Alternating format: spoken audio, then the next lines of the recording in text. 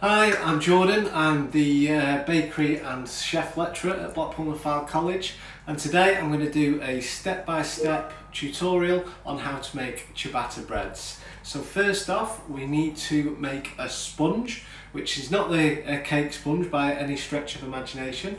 It's an overnight proof for the dough, so it's a quick 5-minute task now, and then we'll make our bread tomorrow.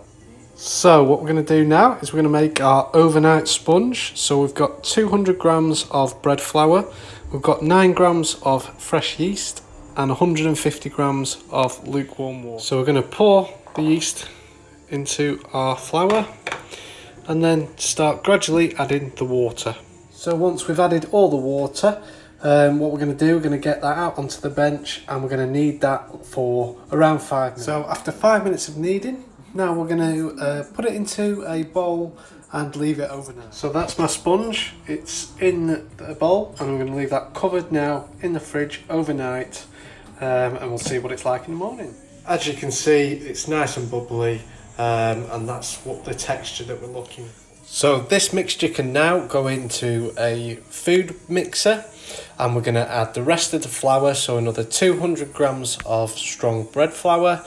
We're going to add another 9 grams of fresh yeast. We're going to add 30 mils of vegetable oil and also the water, which is 75 mils. So we're going half of the water at the minute and then we're going to streamline the rest of the water in afterwards. So in with all that ingredients. So all that ingredients is in our mixer. Now you'll notice that I'm using a paddle and not a dough hook. This is because the mixture is will be quite wet and sticky, so the paddle will get all around. So the next stage, I've dissolved 1 teaspoon of salt in with another 75 mils of water, and now I'm going to streamline into this mixture.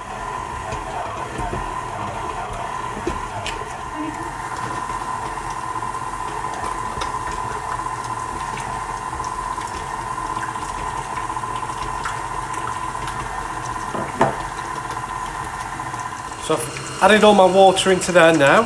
So I'm going to leave this on now for about 6 minutes for the glutens to work within the flour, and then the dough will get nice, soft and stringy.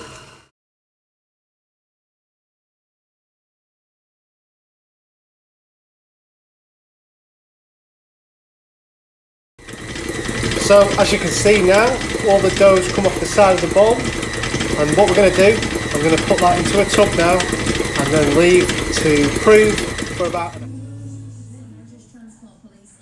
So as you can see, after an hour the dough has doubled in size. So the next stage is we need to flour our work surface.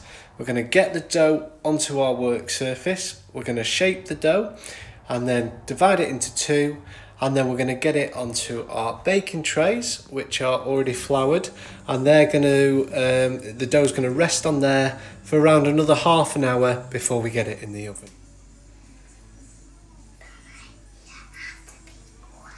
Fantastic. So I've got the dough out onto here.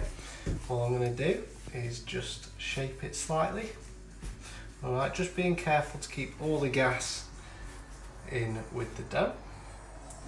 And then all I'm going to do is cut it into 2.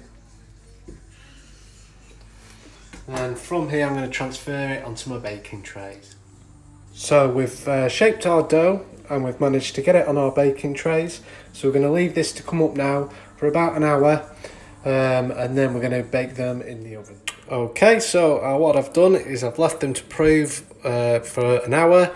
They've come up nice, so now I'm going to bake them at 230 degrees for 30 minutes and I'm going to turn them halfway through. So after 30 minutes the ciabattas are out, so we're just going to let them cool down now and then we'll slice into one.